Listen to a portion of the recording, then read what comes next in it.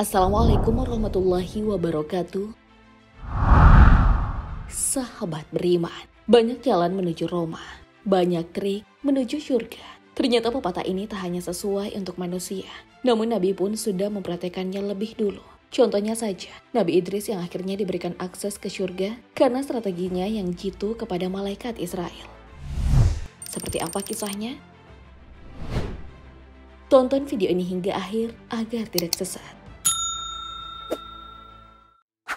Jika kamu senang belajar dan tergila-gila dengan sains, maka karakter kamu sangat mirip dengan Nabi yang satu ini, Nabi Idris alaihi salam. Namanya saja berasal dari kata darasa, yang berarti belajar. Kecintaannya terhadap ilmu pengetahuan membuat Nabi Idris kelak mewarisi banyak ilmu pengetahuan yang berguna hingga hari ini. Selain nama Idris yang disematkan untuknya, ia juga dikenal dengan nama Ahnok bin Yarid. Ia dilahirkan oleh seorang perempuan bernama Iklimah. Konon, sepanjang 345 tahun hidupnya, Nabi Idris menghabiskan waktu untuk fokus berdakwah. Sejarah mencatat, ia pernah diutus menyebarkan Islam di Irak kuno, yang dulunya dikenal dengan sebutan Babilonia dan juga Mesir. Nabi Idris merupakan keturunan Nabi Adam alaihissalam yang pertama kali menerima wahyu dari Allah Subhanahu wa Ta'ala setelah Nabi Adam alaihissalam dan Nabi Syeds, sebagaimana yang tertera dalam Al-Quran.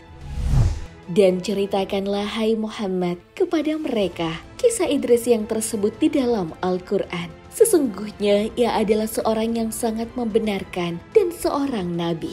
Dan kami telah mengangkatnya ke martabat yang tinggi. Al-Quran, Surah Maryam ayat 56.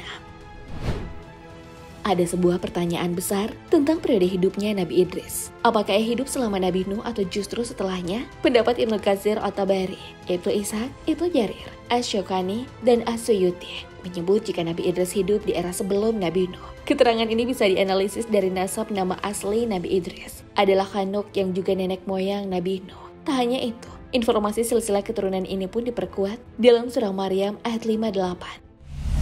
Mereka itulah orang-orang yang Allah telah beri nikmat, yaitu kalangan para nabi dari keturunan Adam, dan dari orang yang kami angkat bersama Nuh, dari keturunan Ibrahim dan Israel, dan dari orang-orang yang kami beri petunjuk dan telah kami pilih. Apabila dibacakan ayat-ayat Allah yang Maha Pemurah kepada mereka, maka mereka menyangka dengan bersujud dan menangis.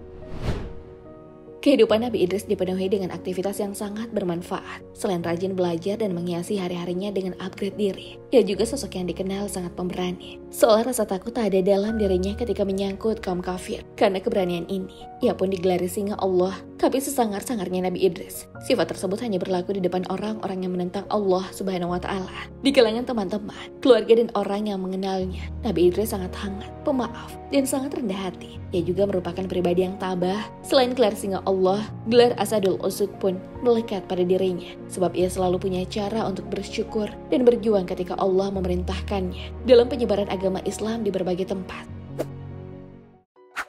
Meski digelari singa Allah keras sangar dan pemberani, tapi ada kisah lucu dan menarik dari Nabi Idris alaihissalam. Hal ini diceritakan dalam buku kisah luar biasa 25 Nabi dan Rasul yang ditulis Henny Nuraini. Al-Kisah, Nabi Idris dulunya diutus oleh Allah untuk menyebarkan Islam pada umat keturunan Qabil. Keturunan Qabil yakni Habil, dulunya keturunan Nabi Adam yang pernah membunuh saudaranya sendiri. Karena percekcokan tersebut, umat pun semakin kacau saat itu. Allah memerintahkan Nabi Idris alaihissalam datang menyelipkan cahaya kepada hati para penduduk di daerah tersebut. Sebab akhlak mereka sudah sangat rusak, mulai dari menyembah berhala hingga perbuatan zalim kepada keluarga sendiri. Situasi yang semakin chaos membuat Allah Subhanahu wa Ta'ala menurunkan 30 sahifah atau lembaran kitab yang berisi pedoman yang harus disampaikan Nabi Idris agar sadar dan kembali ke jalan lurus. Suatu waktu Nabi Idris alaihissalam didatangi oleh malaikat pencabut nyawa dan meminta agar bisa mencicipi bagaimana rasanya kematian. Mungkin terdengar absurd, tapi begitulah permintaan Nabi Idris saat itu. Ia juga ingin melihat-lihat pemandangan neraka dan surga. Dan dengan izin Allah Subhanahu wa Ta'ala, Israel mencabut nyawa Nabi Idris alaihissalam. Namun malaikat Israel pun akan menghidupkannya nanti. Malaikat Israel lalu mengajak Nabi Idris alaihissalam turun ke surga dan neraka. Betapa syoknya Nabi Idris melihat pemandangan surga dan neraka yang sudah dijelaskan oleh Allah Subhanahu wa Ta'ala dalam Al-Quran. Setelah mengunjungi neraka, Nabi Idris pun melangkah ke surga, dan pemandangan yang ia temui sangat menawan. Berbeda dengan panasnya api neraka, keindahan yang ia temui, sungai-sungai yang jernih, dengan pepohonan rindang serta buah-buahan yang manis, serta lezat membuat Nabi Idris salah fokus, dan malah melupakan sendalnya. Ia baru ingat sendalnya setelah keluar dari surga. Saat itu, Nabi Idris bergegas mengambil sendalnya. Ia meminta Israel untuk menunggu sejenak, tapi waktu pun berjalan, dan tak ada tanda-tanda ia akan keluar. Ternyata, Nabi Idris tak ingin meninggalkan surga. Ia pun berkata, jika dirinya sudah mengalami kematian, berpetualang ke neraka dan sudah berada di surga. Menurutnya pun, siklus yang ia alami sudah sesuai dengan firman Allah, dan bukankah mereka yang sudah berada di surga akan kekal selamanya di sana? Malaikat Israel tercengang. Ia bingung harus merespon seperti apa. Malaikat Israel pun melapor kejadian tersebut kepada Allah Subhanahu wa Ta'ala. Tapi atas izin Allah, cita-cita Nabi Idris akhirnya terwujud. Ia menjadi satu-satunya nabi yang tinggal di surga tanpa mengalami kematian. Masya Allah.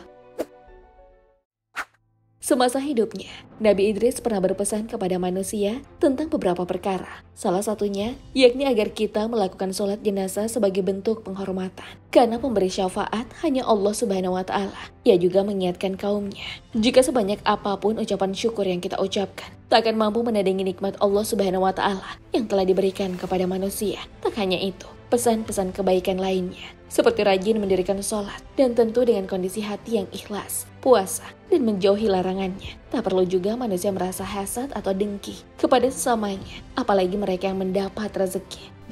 Sikap hasad dengki ini mungkin masih menjadi tantangan umat manusia di era globalisasi. Apalagi dengan tereksposnya semua hal di media sosial, membuat orang-orang lebih mudah membandingkan kehidupannya dengan orang lain yang bahkan tak dikenal. Sehingga jika sifat hasad telah muncul, maka apapun yang diposting oleh rekan kita atau orang di media sosial, kita selalu melihatnya dari sisi negatif. Dalam kitab Bidayah An-Nihayah disebutkan, jika memang ada 3 sifat hati yang sangat berbahaya dan perlu menjadi perhatian kita, dan sifat ini selalu muncul dari zaman ke zaman, namun metodenya saja yang berbeda. 3 sifat tersebut, yakni hasad alias iri hati, ria atau pamer, dan ujub, yakni sifat sombong dan suka berbangga diri. Namun di antara 3 sifat ini, memang hasadlah yang paling toksik, karena banyak sekali percekcokan, kesalahpahaman yang dimulai dari sifat iri, entah iri dari kehidupan orang lain, sehingga dihancurkan, iri dengan karir orang lain, atau iri kepada kebahagiaan tetangga. Menurut Asy-Syarawi, penyakit jiwa bernama hasad benar-benar nyata. Al-Quran sendiri dengan jelas menyebut sifat ini. Dalam Al-Quran disebutkan tentang sikap sebagian ahli kitab terhadap Rasulullah SAW.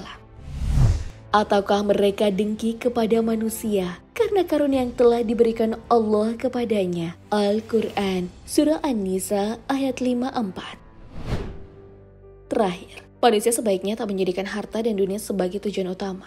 Menumpuk harta, bucin terhadap dunia, hanya untuk diri sendiri, sama sekali tak akan bermanfaat. Namun jika kerja keras yang kita lakukan, serta harta kita dimanfaatkan di jalan Allah, seperti membantu orang-orang yang lebih butuh, membuka beasiswa bagi pelajar yang berkebutuhan khusus, atau mendonasikan harta kepada para yatim piatu, hal tersebut lebih bisa membawa kedamaian dalam hati manusia.